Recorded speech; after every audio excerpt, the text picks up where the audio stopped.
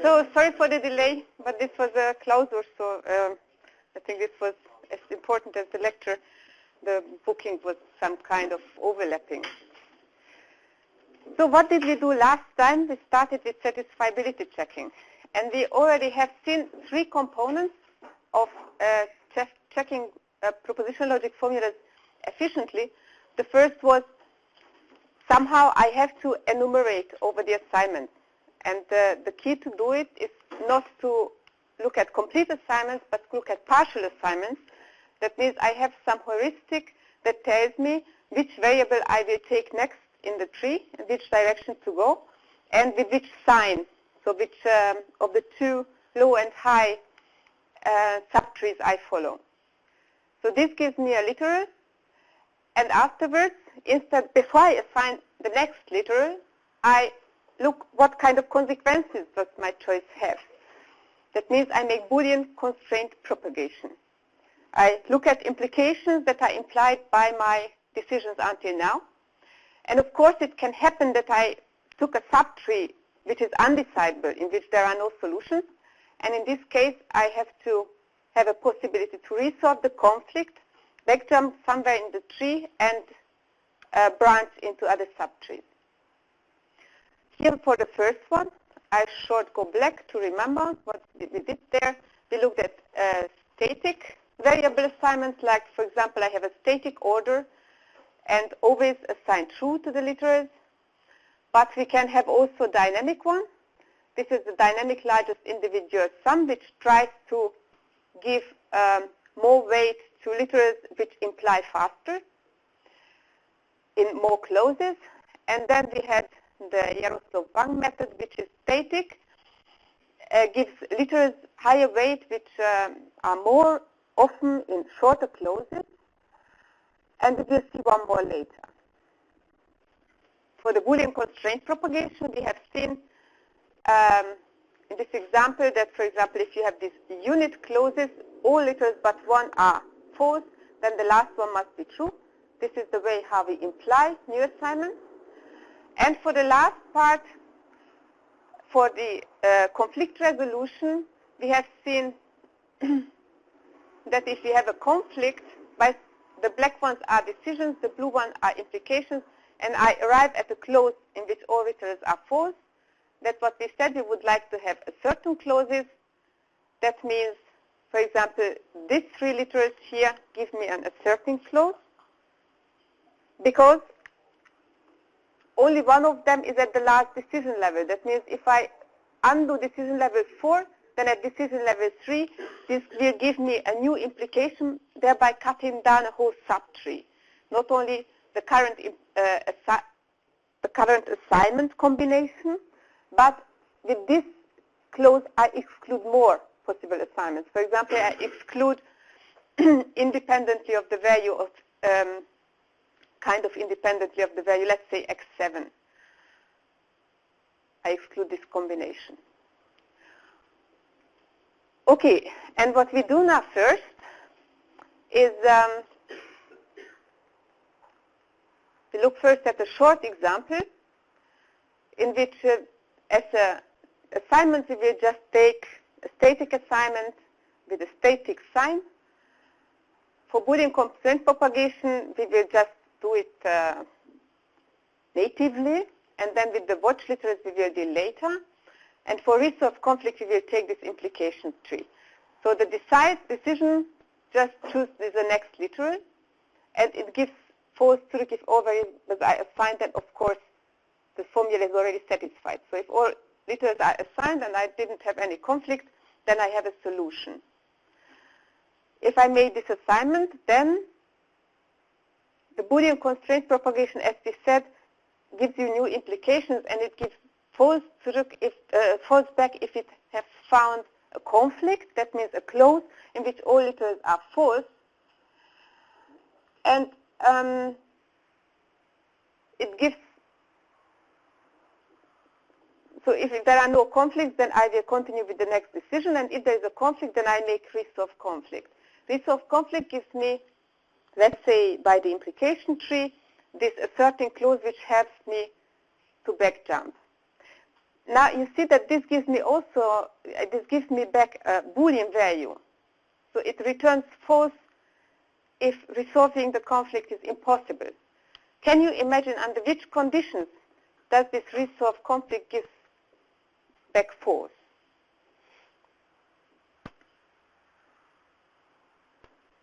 What could be the reason? If I make a decision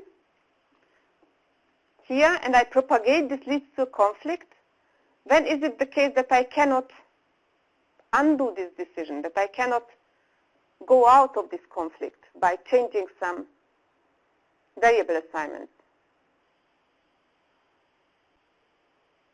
Obviously, as soon as I made a decision, a real decision, let's say I said, okay, I try now x true. And if this leads to the conflict, then I can still try x false. But perhaps x is assigned true, but it was not my decision. Under which condition is it the case? Just a simple example, if I have a clause with one literal, there is not x in it. Yeah, then x is false, but it was not my decision. It was given by this clause. Yeah, and these assignments are assignments which are given. If they are not this way, then the formula cannot be unsatisfied. And this we assign at decision level 0. So these are made a priori, before the decision. And we just write DL. So at the decision level 0, there are some assignments, they are a must. If they are assigned another way, then my formula will not be satisfied. And then I can have the first decision. Decision level 1, I just make a choice. And so on. And then I make implications at each level. So decision level 0, if I recognize x must be false, then I propagate it, so there might be more assignments at decision level 0. Then I make a real choice, and this may imply also further assignments. So if there is a conflict at decision level 1, then I can still resolve this conflict, but I can just flip this choice, just take the other way. But if a conflict occurs at decision level 0, there is no way. I cannot flip anything. I already see that everything must be that way. So in this case, I cannot resolve the conflict, and then I return answer. Let us make a small example just explaining this, how I can get this conflict at decision level 0. So assume I have a CNF, A or B, and A or not B, and that make it quite simple, not A. Just 3 clauses, C1, C2, C3. Obviously, this formula is unsatisfiable, yeah, because not A must hold, and if not A holds, then in clause C1, B must hold in order to satisfy, and in clause C2, B must be false to be satisfied. So what do we do? At decision level 0, I know that not A must hold. Or we use the notation A is false at decision level 0.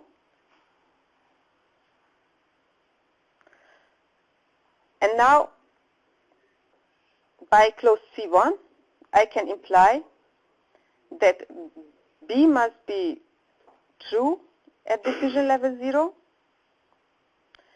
And from these two literals, by clause C2, I imply that there is a conflict because C2 is now unsatisfied. Yeah, and I can, of course, make the same computation I before. I can use for the unique implication point, and the first one would be here.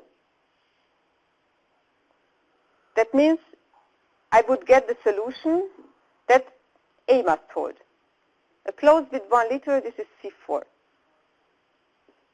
But where to backtrack? This was the only kind of decision, but this was given by effect. So that means if a conflict occurs at decision level 0, then I cannot resolve it. Yeah? So if we go back to this algorithm, so if this conflict appears at decision level 0, then I cannot resolve it and my formula is unsatisfiable. Otherwise, I can do resolving. Okay. Now let us do, before we go on, another simple example.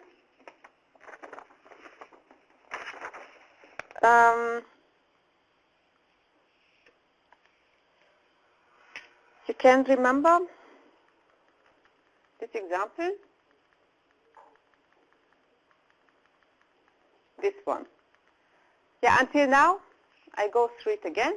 So we have 6 clauses, and assume now that we have the following assignment strategy. I take first 7, 8, 9.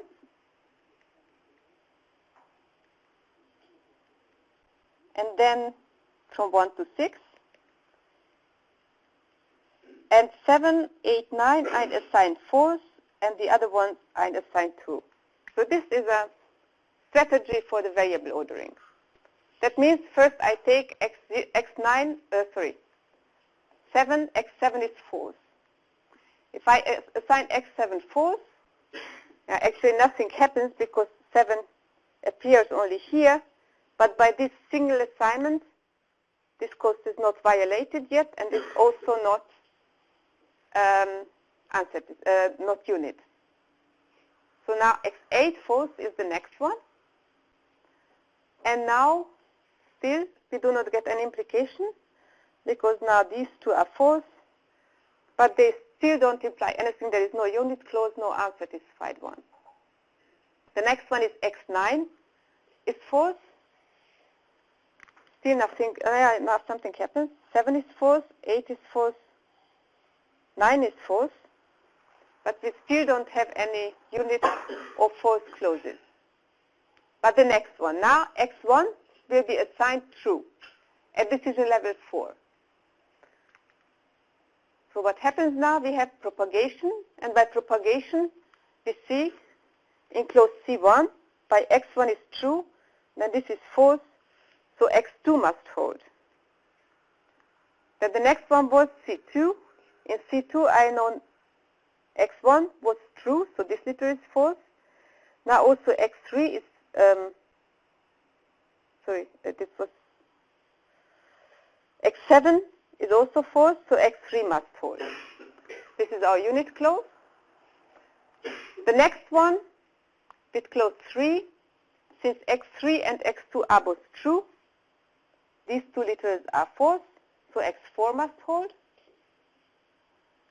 The next one is clause 4. Also, since 4 is true and 8 is false, this liter is false, this liter is false, so x5 must hold. Similarly, for clause C5, 4 is true, 9 is false, so these 2 liters are false, so x6 must hold. And the last step is, if you look at clause C6, x5 is true, S6 is true, so this clause is conflicting. And now, the first cut would be here, and I can have different cuts. I can now cut here or here, but we have seen that this cut gives us a certain clause, because this is a unique implication point. All passes from the last decision to the conflict go through this cut. So we can add a new clause here. This is the C7. And this just excludes this combination. That means we say either x8 holds, or x9 holds, or not x4. Okay, I add this clause, and now I have a new piece of information. This combination should not come, because if it comes, then together with the clauses 4, 5, and 6, I always get a conflict. So what to do now? I know my current assignment doesn't work, What shall I do next? Somehow I must try another way. This combination is not good. What would you do? Now you tried out 7, 8, 9 are false and x1 is true. You know there is a conflict, and the reason is that the combination 8, 9 and 4 was conflicting. So what would you do?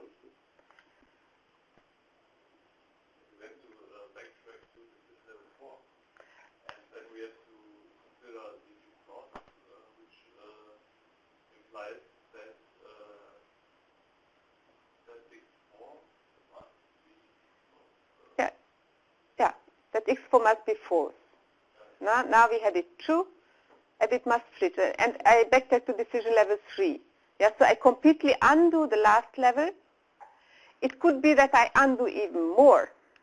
Now we have decision level 1, 2, 3, and 4. Oops. Decision level 4. And here I have one decision and several implications I could have.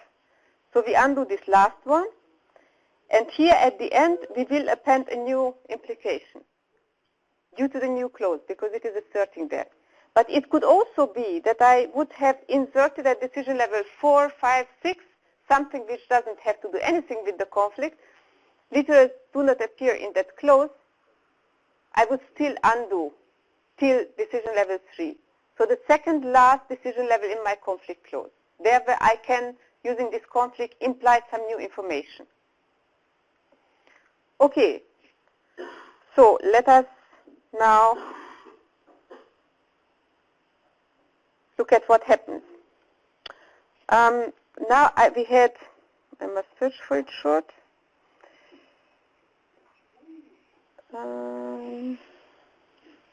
We had x7 was 0 at decision level 1. This was our first. Then we had x8 is false at decision level 2. And x9 was false at decision level 3. Okay, I just write down short the clauses. This is, I think, better than switching all the time.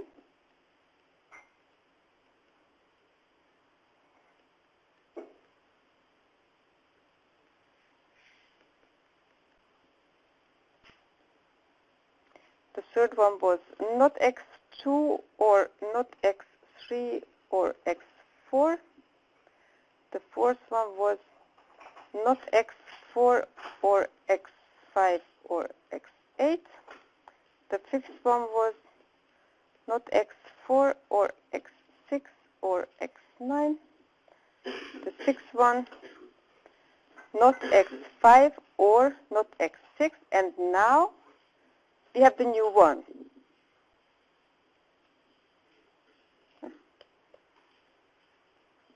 The new clause that we learned is either x8 or x9 or not x4. And this implies now, from the decision levels 2 and 3, that x4 must be false. One level earlier. Okay. And now we have a new assignment which we can propagate. So what happens to our literals? Now this one is false. 7, 8, 9. And x4 is false. That means this literal is false. These are true. So these two clauses are satisfied. Okay. Do I have any further implications? No. Because where x4 got false, I still have the choice between 2 and 3. So what shall I do next? I backtracked, I used the clause for implication, and I propagated, and I didn't get any new assignments. What would I do now?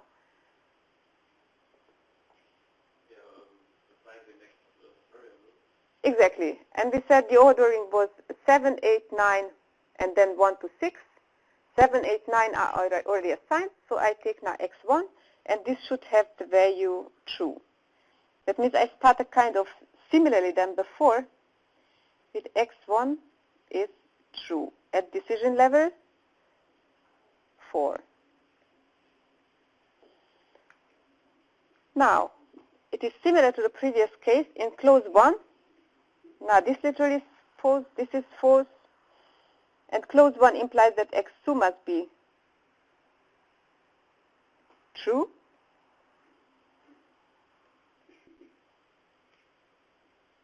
The next one, any more implications?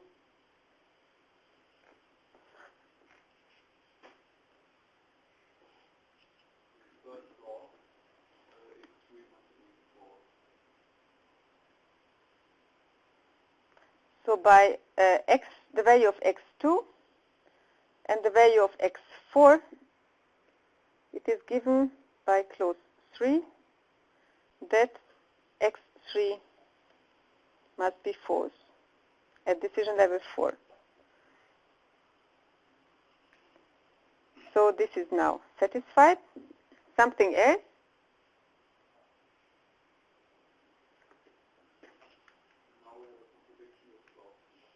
With clause 2. So clause 2, because x3 is now also false, the value of x3, x1, and x7 give a conflict by clause 2. Now it is a bit, perhaps I should write it this way. These graphs are always planar. So, what to do now?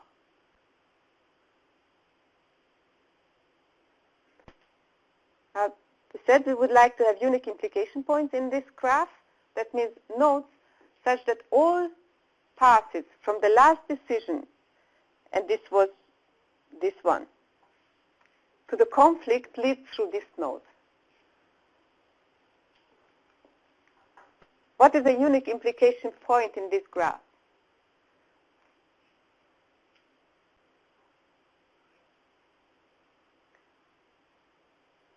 And definitely it must be a blue one.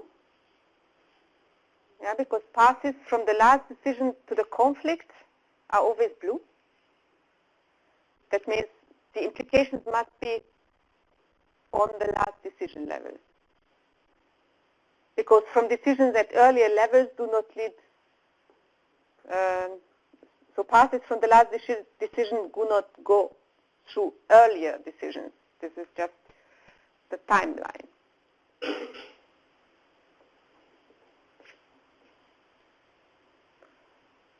Obviously, but shall we take here green? Kappa, is kappa a unique implication point? No, of course not. Yeah, because not all passes. I mean,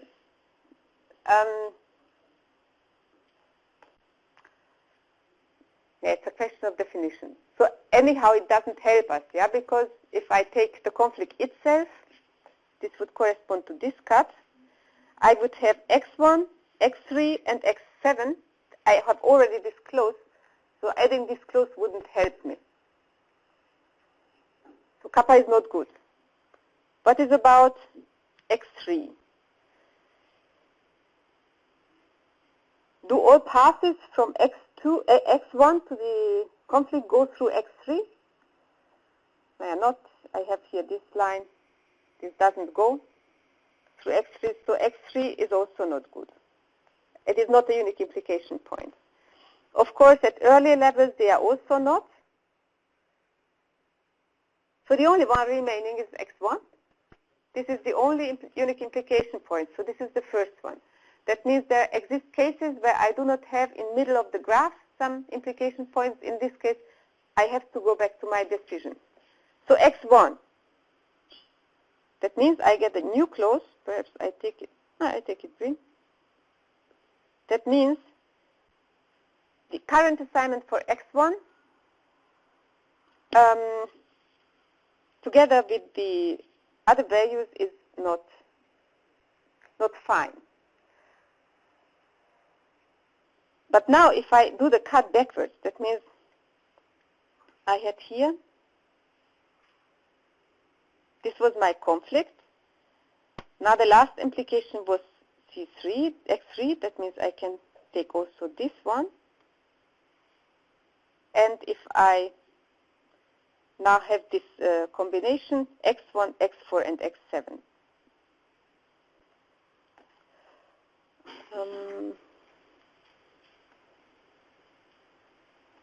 That means I get a close.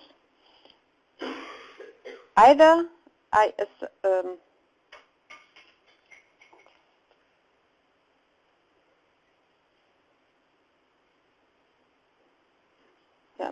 either I assign X7 differently, or X8, or X1.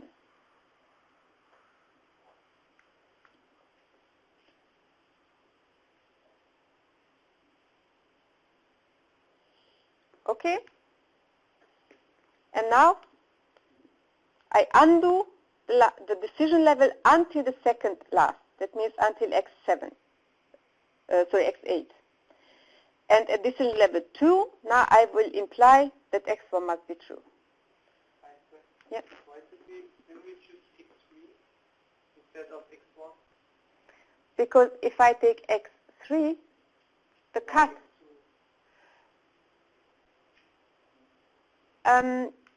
because, so which cuts do I have? First, this was the conflict. Then basically the last assignment was X3, I think. So I have a cut here.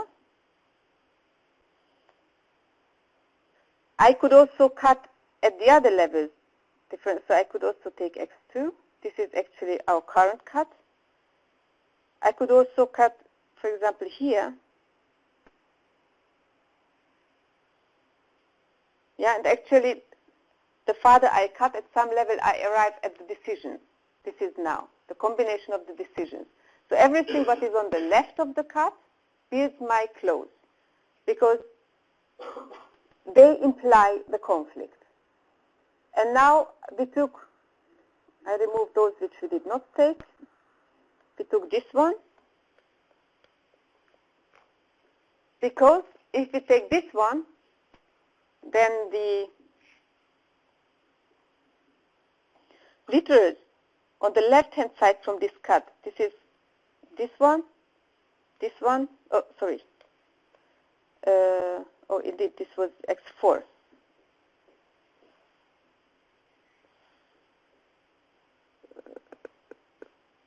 And not 8. This is 4. Which one is green?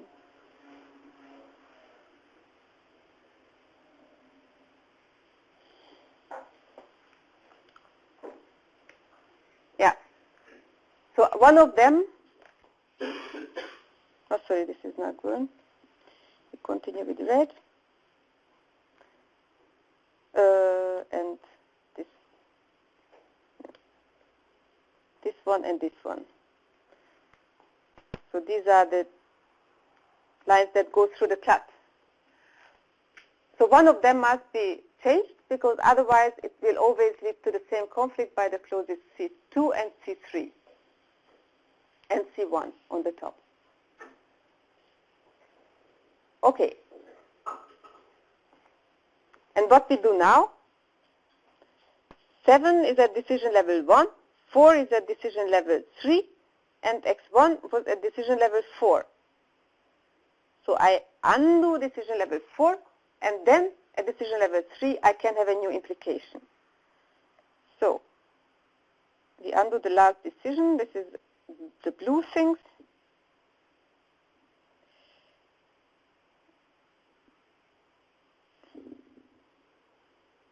And we try again.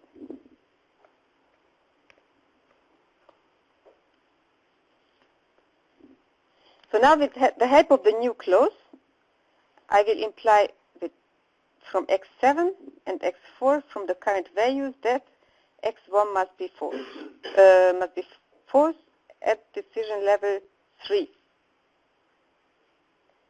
Okay, let us look. Now this clause is okay. These are no, this was okay. I just recheck.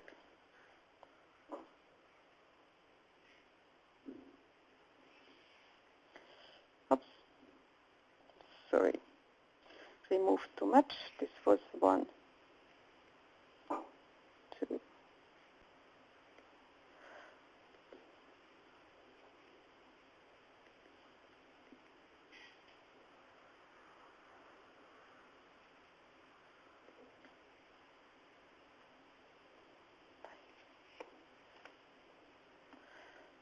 Okay, so x8 was false, x7 was false,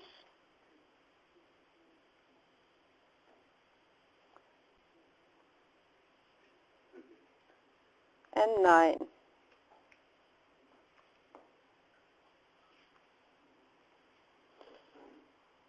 Four is false, so these clauses are satisfied. Here we have a false literal 7, 8, 9. x4 I have, and x1 is false. That means this is satisfied. Oh. This is satisfied. This is satisfied.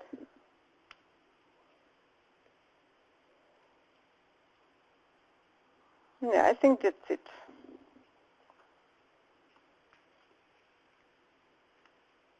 So we have 2 unsatisfied clauses left, and the current level doesn't give us any new insights. So now we have propagated, we don't have a conflict, so we get back to the loop where we make a new decision. 7, 8, 9, 1 are assigned, so the next one will be x2 is false. X2 is true, assigned according to our decision heuristics. So x2 is true at decision level 4 is the next one.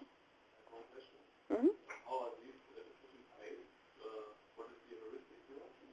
And now we said 7, 8, 9, and then x1 to x6. And we take here false, and for the rest we take true. This is just fixed. You can take any. Yeah?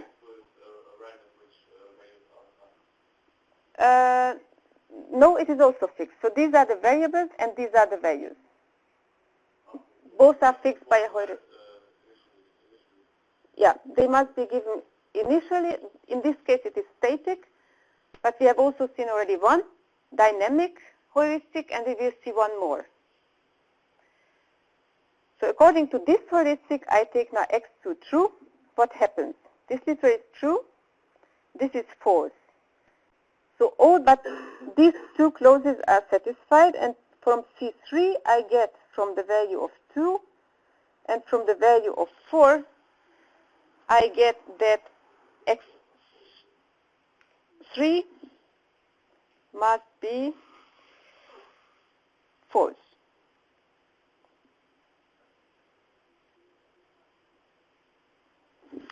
Yeah? And if that is false, then this is satisfied, but now this is false, this is fine because that's already satisfied. And I have still one clause that is unresolved.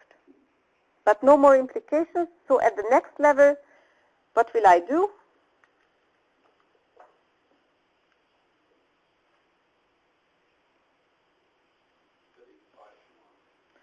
Exactly, I set x5 to 1. Oops, it is not easy to write at the side. x5 to 1 at decision level 5. It's a new decision. And in this clause, this gets false, so it will imply that x6 is false at the same decision level 5 by clause C6. No more implications, and now I propagate it, I get back to the decision method, and since everything is assigned and there are no conflicts, I have a satisfying assignment. So let us go back to the main algorithm and check what we did here. So we had first a decision heuristic that told us which variable to assign which value. This corresponds to the state space as a tree, binary tree, to decide in which part of the subtree I try first to search for a satisfying assignment. Then, instead of just assigning blind literals, I look which implications does my choice have. That means, are there unit clauses that give me more implications? And it can be that I find a conflict by this propagation. And if there is a conflict, then I try to resolve by searching for unique implication points in my implication tree. And I take the first one, basically. I could take any. But the first one is the most cheap to compute. It is not always the best, but most algorithms do the first one. If I get one, then I search for the second largest decision level in my unit, my asserting clause. I backtrack until that level, and this new asserting clause, they give me some new information which will lead me to another subtree of the search space. Okay, now we can have different questions regarding the implementation. How can I search, for example, efficiently for the unique implication point in my implication tree? We also already had a look at the Boolean constraint propagation, and we have seen that it is sufficient to look at watch literals instead of watching all literals. So let us go one after the other. For the decision, we will now look at the new method. It is based on resolution. And to get there, first let us have a look at what does resolution have to do with this method that we just got known to. So, before resolution, here you can see the whole process. So you make a decision, then this just gives you some new implication by the Boolean constraint propagation. This is at decision level, let's say 1. And here, or decision level n, and here over somewhere there is decision level 0. So if you make a decision, this gives you some implications. Then you can make a new decision at the next level, gives you some implications, and so on, until at some level, either you find a solution, or it will give you a conflict. That means you will backtrack, conflict resolution. Backtracking, you undo the last level and make new implications. It may happen that these new implications, due to the new asserting clause, will lead to another conflict. Then you will again solve this conflict and go back to the second largest decision level in the asserting clause. That's why the propagation and the conflict resolution are in a while loop. So it is not sufficient that you say, if propagation fails, then solve the conflict, and then you can make the next decision, because by solving the conflict, you get an asserting clause, it gives you new implications, and can be that that still leads to a conflict. Then you also have to resolve that conflict. Okay, and then conflict resolution implications. If it is fine, no conflict, then you continue. New decision implication, new decision implication, until you get a new conflict. And this is a typical kind of this execution process, that you kind of cut down subtrees, and once you reach at a level where you get a conflict, such that if you resolve this conflict, it leads to a conflict, resolve this conflict, leads to a new conflict, and so on. And then you backtrack over x1. That means x1 is undone, and now you will go to another subtree. So if you, here you may have see something that is the root, and here you have x1. And this has also a whole subtree here in which you search in this process. And if you reach at this point, that means this whole subtree is cut down. Yeah, so you analyze a subtree, and at some point, if you find out if it is unsatisfiable, that is the point where you backtrack over this decision, over this node in the search space. Good. Resolution. You already had some examples using resolution. This is just theory consisting of a single rule.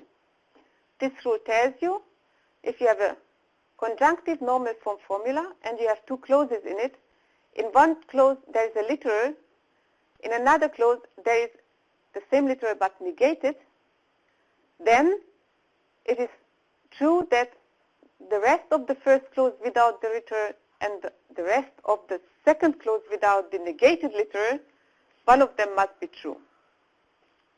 The proof that this is sound is very easy, because by assigning beta, you can satisfy only one of these clauses. So the other clause must be satisfied according to the rest. This is also a complete rule. I think you also looked at it last week, the week before.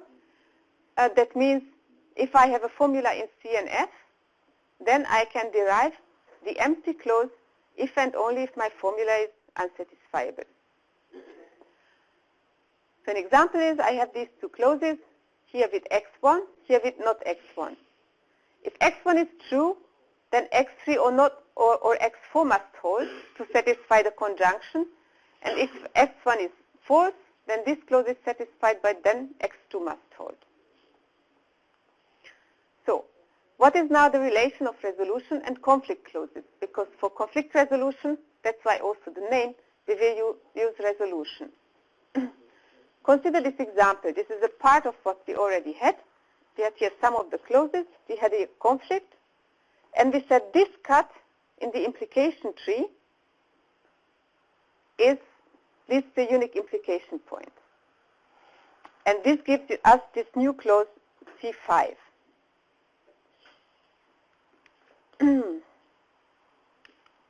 So how can we get this clause using resolution? What happens if you have an implication? Let's say we imply x5. That means you have a clause with literals L1 to Ln. Oops. And this literal, let's say x, implies you, if these are all false, then implies you that x must hold. And if x is in an implication chain, that means it is implied, and it implies something, like in this, let's say x6, yeah? x6 is implied by the clause C2, and it further implies even two new things using the clauses C3 and C4. That means it is in an implication chain. And what happens then? How does a clause must look like such that x implies something? The value of x is now true. With which sign does x appear in a clause which is now unit?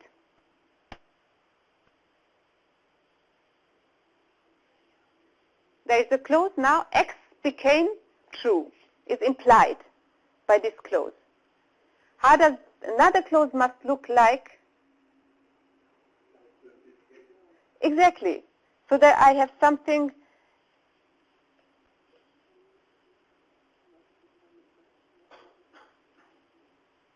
let's say if y is implied, yeah? Everything must be false here, and then it implies that y becomes true. Just an example, yeah? But important is to recognize that now we have here x and we have here not x. And what does it mean in the implication tree? We have here L1, Ln as nodes. They imply, let's say this is clause 1, this is clause 2. By clause 1, that x must be true at some level. I just leave away the level now. And another clause uses x1 and some further literals using C2 implies that Y is true. And now, first I have a cut here.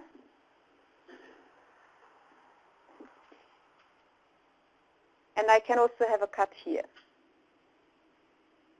And the difference between the two is the resolution of the clause corresponding to the first cut and the implying clause. So I have to make just a simpler example. A or B and not B or C. What does it mean? I have a clause A is true, A is false. This implies by the first clause that B must hold.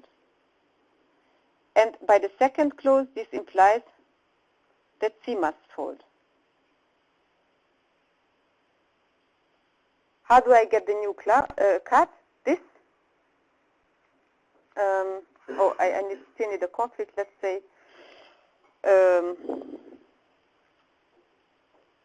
not B or not C is a conflict.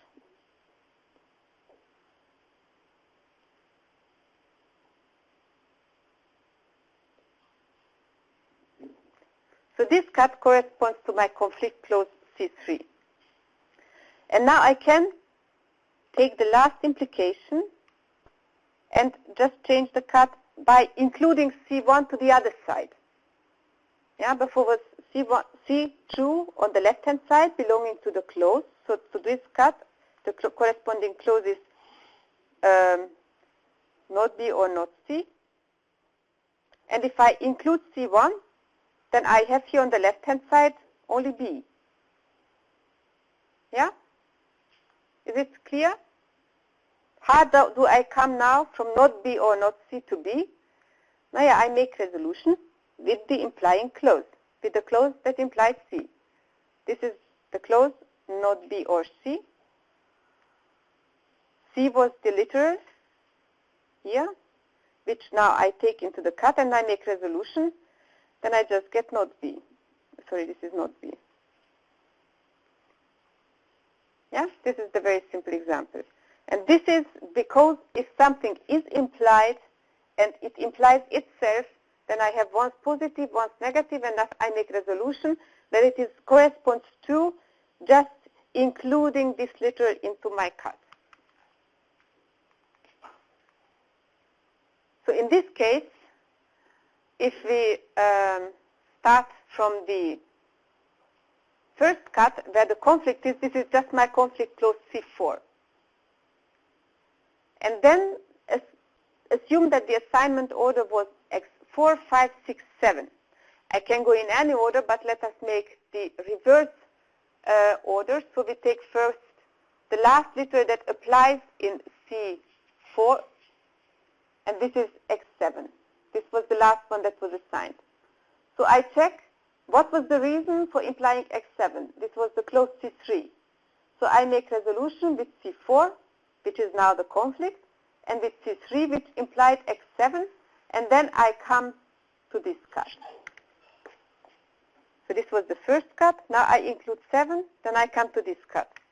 And if I make this resolution, then I get not X5 or not X6.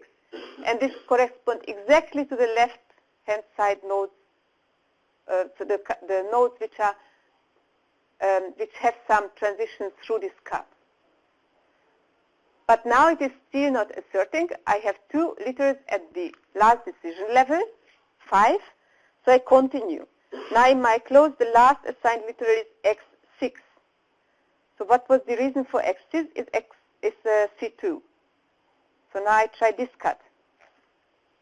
I make a resolution of this clause with the clause implying C2, implying X6, and this was C2. And if I make this resolution, then I get this clause. And this clause is exactly what is on the left-hand side of this cut. Here I have 5, 4, and not 10. So this just excludes this combination. But it is still not unique. still not asserting because I still have two literals in it at the last decision level. So I continue. The last literal assigned at this level was 5. So now I include 5 and then I get this cut. This corresponds to the resolution of this clause with the reason of x5, and this was the clause C1.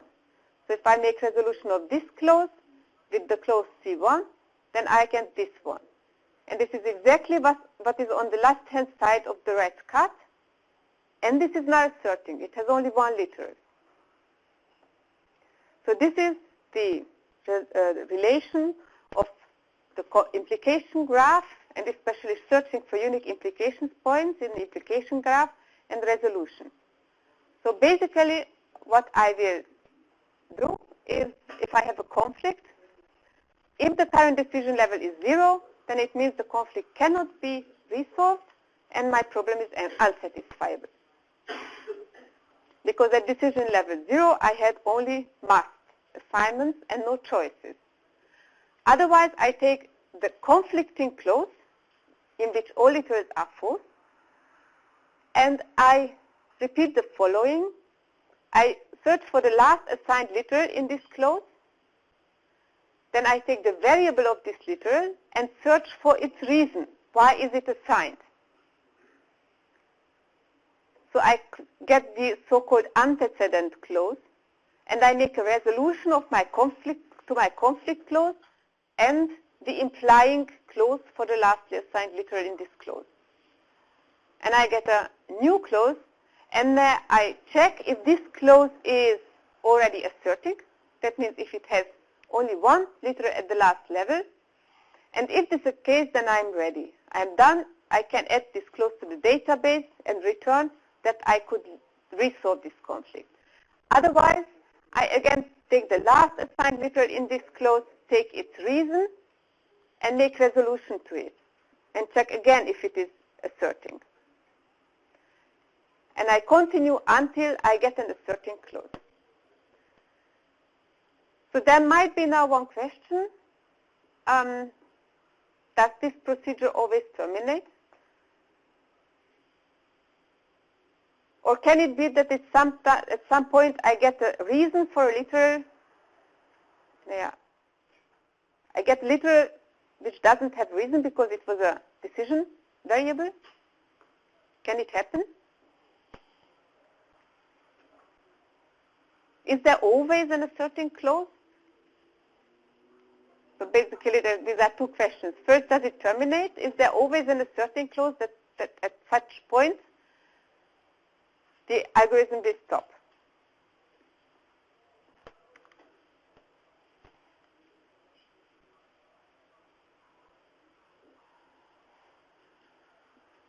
So I have an implication graph at the end by the conflict.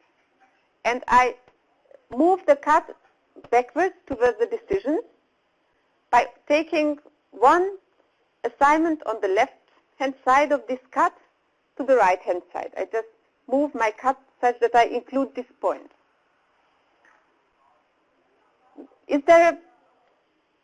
Do I know that it always reaches an asserting clause?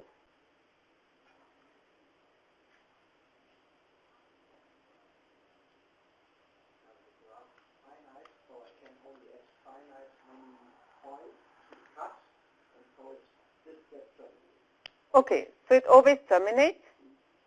But can it be that now I arrive at a decision which does not have any reason?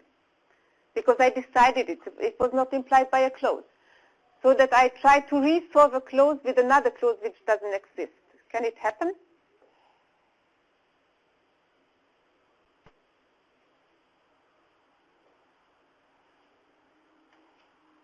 Obviously not, because otherwise I would not show this algorithm.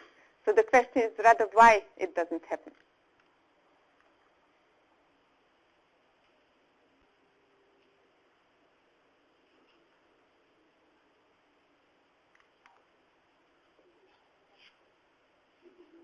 If I have here a current clause, CL, that is at the beginning, the conflict clause, and later result of resolution, and it has some letters, and let's say I have a letter, and this is the decision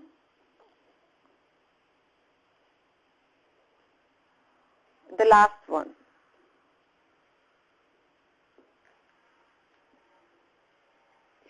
This was the result of the resolution. Then I go to the criterion. Would the criterion of the while loop be satisfied? That means, would I enter the loop again with this clause? Is this an asserting clause?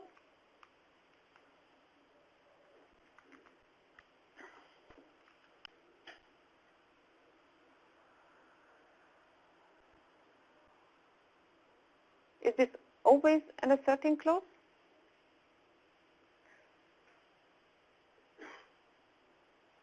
Yes, it is.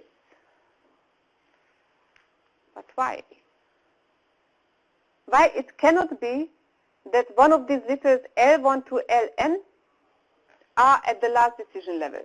If they are all at higher decision levels, then this clause is asserting. Yeah? So why cannot it be the case that one of L1 to Ln are at the last decision level?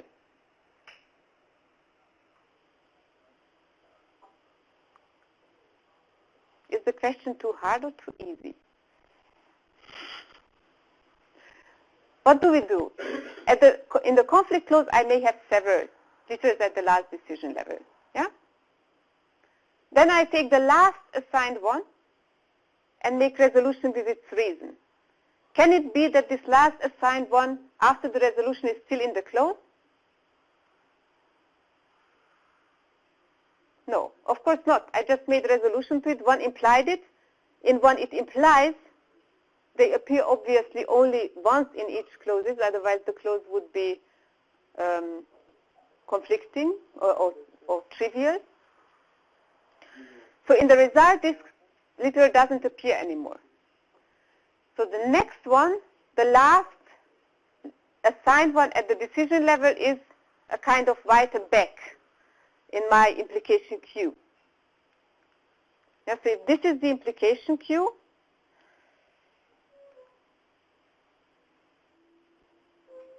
then some of the letters in this queue, let's say these ones, are in my conflict clause CL. And there are these different decision levels. Let's say these are the boundaries to the decision levels. So this is, oh sorry, I need some more on the last. Let's say this is the last decision level. And there I have some letters in it. So these are my letters in the clause. I have 6. Now I make resolution to this one with its reason. Afterwards, what I have in the resolution, I will not have anything from here, because what implied this literal here, it must have been assigned earlier. Yeah, so I may get by the resolution some more letters at the last level, perhaps also some more in the earlier levels, but nothing later.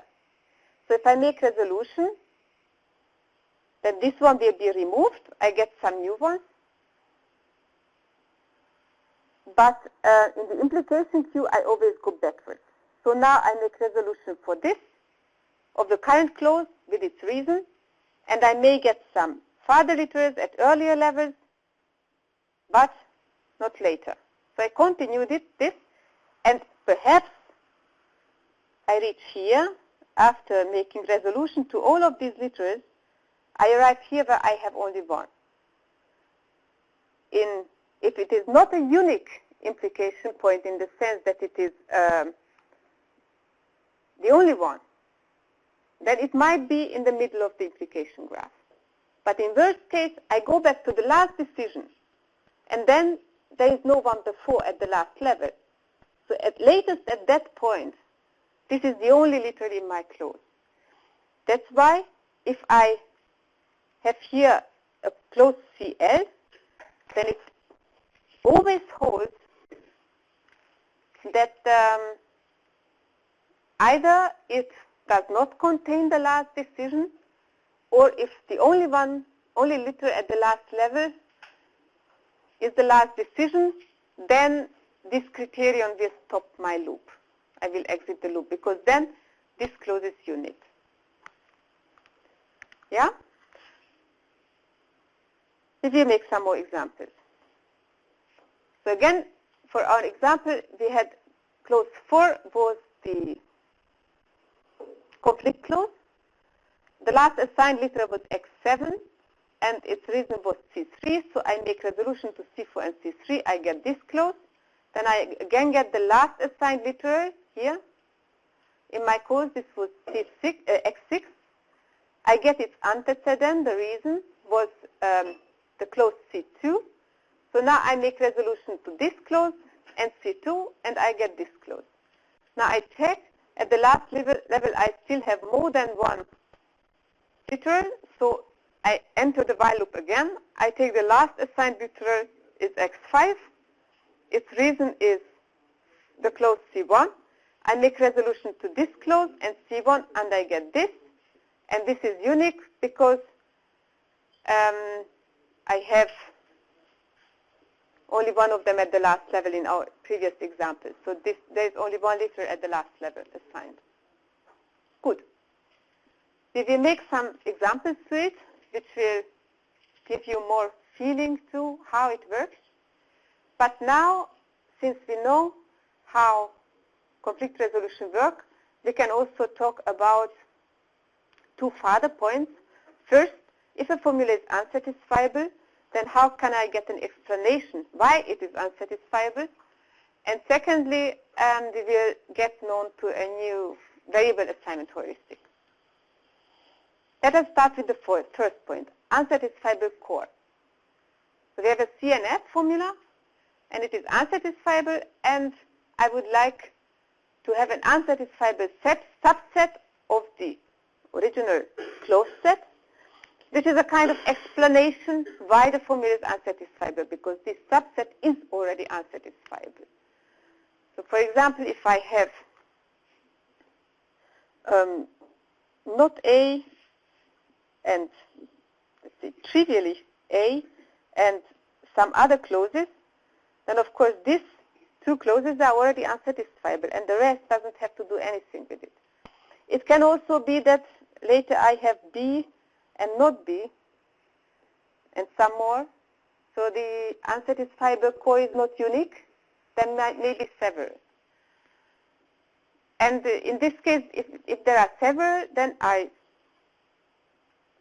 just want to have one, but this one should be naturally, like by model checking, let's say linear temporal logic, you get a counterexample for free. I would like to have this unsatisfiable core for free from my satisfiability checking procedure. And of course, for example, the set of all clauses is an unsatisfiable core. That's why, though I don't mind which subset it is, but what I would like to have is that it's a kind of minimal.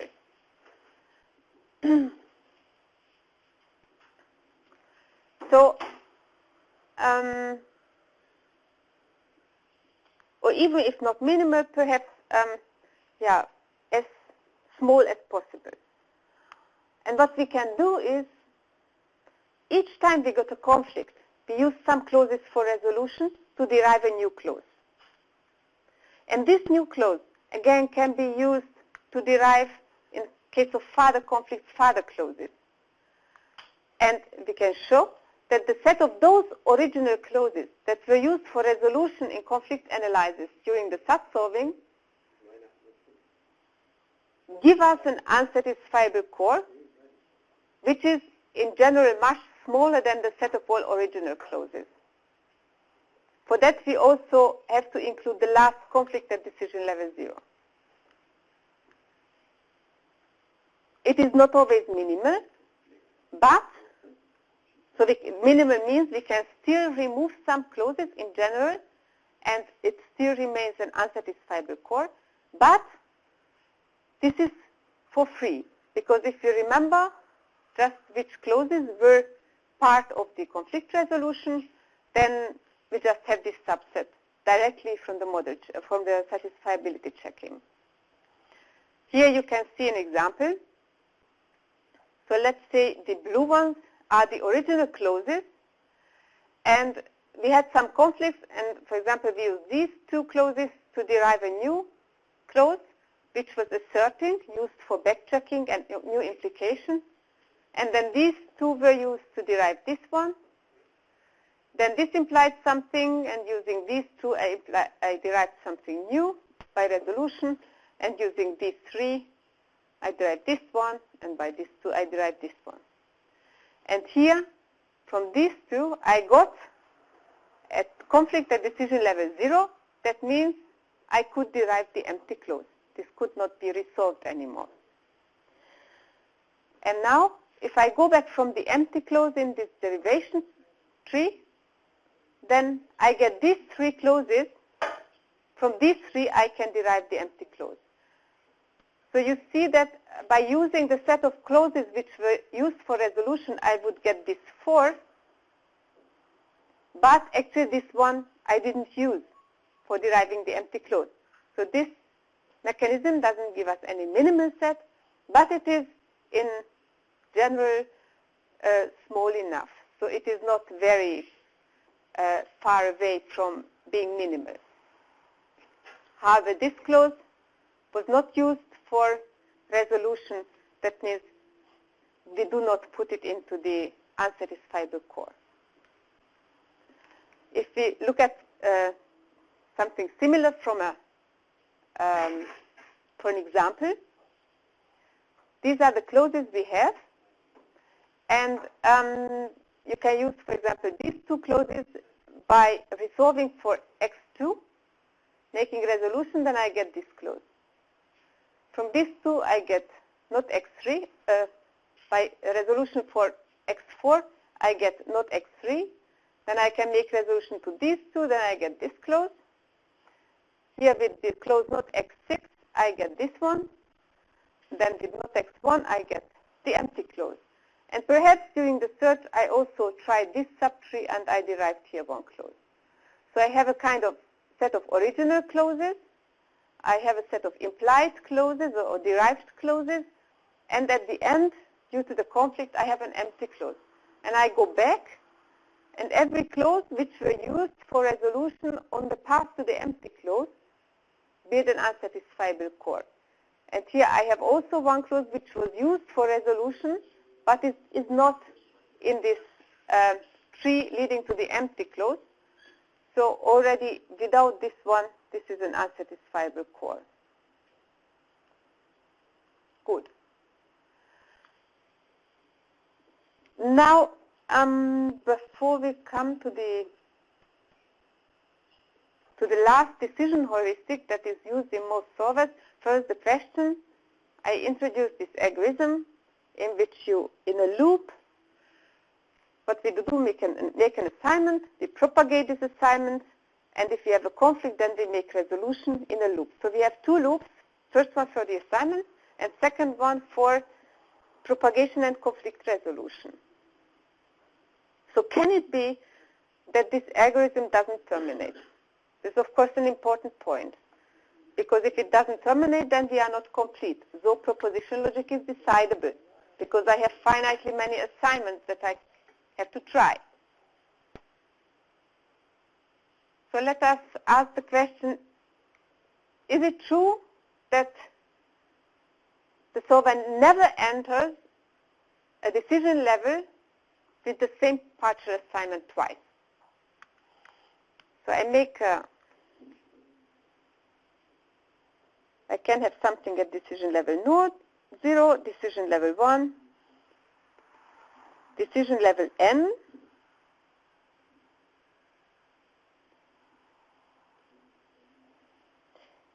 and if I reach once this, then I will never come to the same configuration. And if I never come to the same configuration, because we have only finitely many assignments and finitely many possible combinations of assignments at decision levels, if I never reach the same twice, then I always terminate. Yeah? it's a finite, I have a finite number of assignments, so if I do not have the same partial assignment twice, then I'm done. I know that I always terminate. So what happens if I have now, okay, if I find a satisfying solution, I'm fine. Then it terminates anyhow. So assume that it finds a conflict at some level. What happens then? What happens if I find a conflict?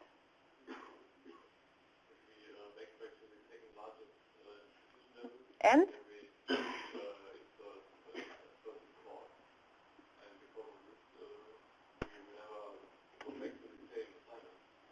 Exactly. So let's say I go back to decision level 2.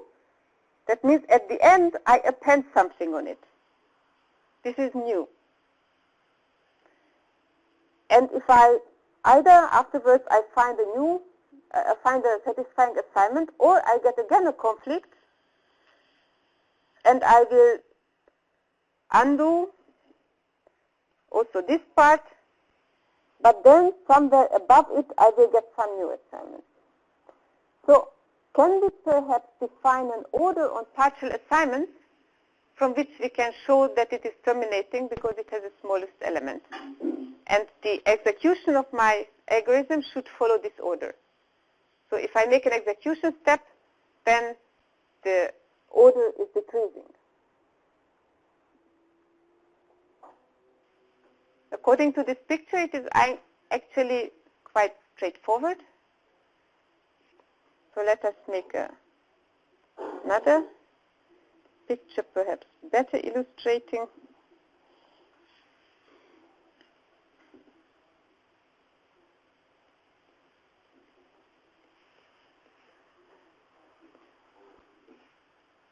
I make the old one red, approximate from the size, and then I will get here something new. So obviously, if we want to have decreasing order, then we must define this. This is smaller than. This is for the conflict. I have 3 steps. First, assignment. By assignment, if I go from this one with an assignment, this is the conflict case. And if there is no conflict by an assignment, then I will get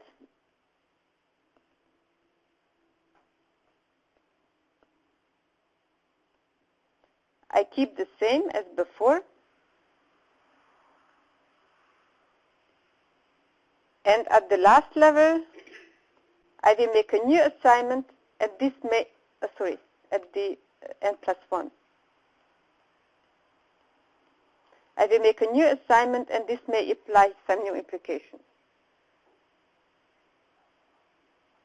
Nothing else can happen. So I make 3 kinds of steps. First, I make a new decision. Then we have this case. Or I propagate. Propagation is similar to this decision, but the implication will extend. Yeah, actually we have 3. Okay, the third one. The first one is conflict. The second one is assignment. The third one is propagation. And by propagation, I will get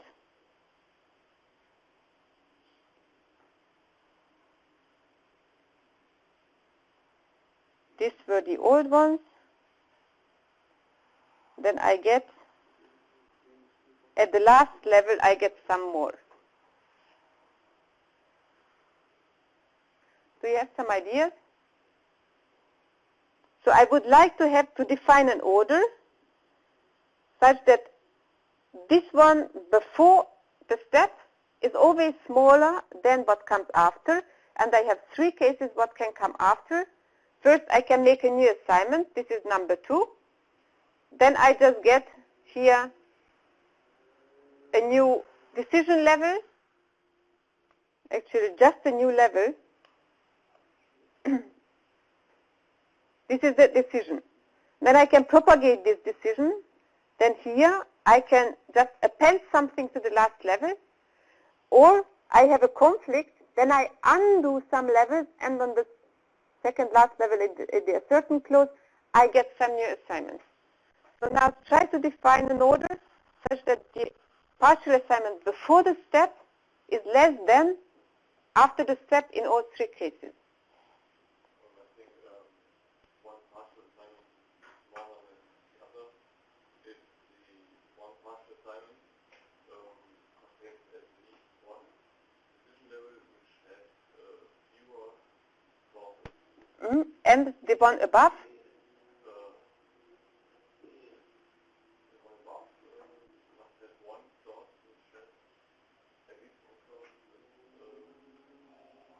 One decision level, so at least one decision level, but at least one clause which is less. Yeah, so what you said was right. So actually this is the decision level 2 in these cases.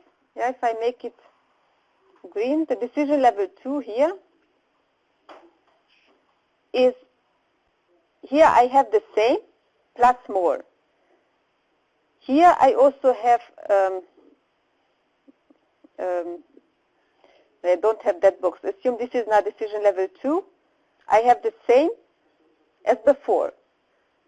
And here I also have some points, I have the same as before.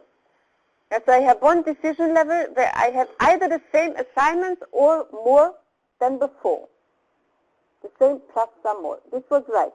But what is with the decision levels above this?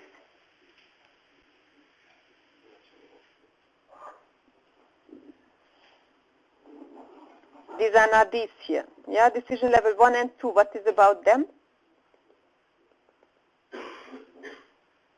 They are the same. Then nothing changes. So at one decision level I will extend and all the other ones do not change. So we have now an order. It is decreasing all the time. So if I have a conflict, then I will undo some levels and extend the last remaining level with new assignments. So the second one is larger than the first one because there is a level, namely the backtracking level, where the assignment after is longer, contains before and has some new, and everything above is the same. If I have an assignment, this holds also, because the new decision level is longer than the previous one. Previously it was empty, and everything above is the same. And it holds also for propagation, namely the last decision level where I propagated gets some new assignments, so it extends the previous one, and before nothing changed. We have an order. Now we only have to terminate that, to show that this terminates. Namely, can I increase it forever? No, there is a minimal element, and the minimal element is if everything is assigned at decision level 0. Then I cannot extend it further. I can extend each decision level only up to a certain point, and then to become now larger, okay, perhaps I should have written smaller, because this is known from the natural numbers, that the smallest one is 0.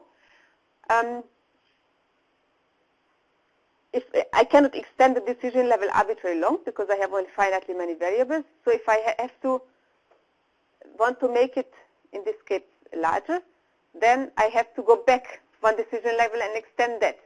And at one point I receive decision level 0, but I cannot extend after I have all variables there. So using this order, this is always, okay, here I defined it differently, so perhaps I change it here. Let us define it smaller. It is decreasing sequence, and I have a smallest element. This is the usual notation. So we define a partial order on partial assignments. Note that this is only a partial order. That means not each partial assignment pairs are related. So from beta I come to alpha, and alpha is either an extension of beta, or alpha has more assignments at the smallest decision level, and that alpha and beta do not agree. This is for the conflict resolution and backtracking. And bounded all three possible bounded Boolean constraint propagation, conflict-driven backtracking, And decisions all decrease this order, and it has a minimal element, so it always terminates. Okay, note that in this example, we did not make use of learning clauses. That means such solving terminates and is complete even if we do not put the conflict clauses to our conflict set, these asserting clauses, just use them for implication. Of course, if we add them to our conflict, to our clause set and learn them, they say, then this may help in future to extend further subtrees. That's why the solvers do this. They learn these derived clauses. But since there might be a lot of conflict, they also have some heuristics to forget them. But still, even if you forget them, the procedure is complete. Okay, and now I don't have time anymore to look at this last decision procedure. So what we will, on Thursday, it is free. Yeah, it is a holiday, so there is no lecture. And on next Monday, we will look at the last decision heuristics and also an example. Thank you.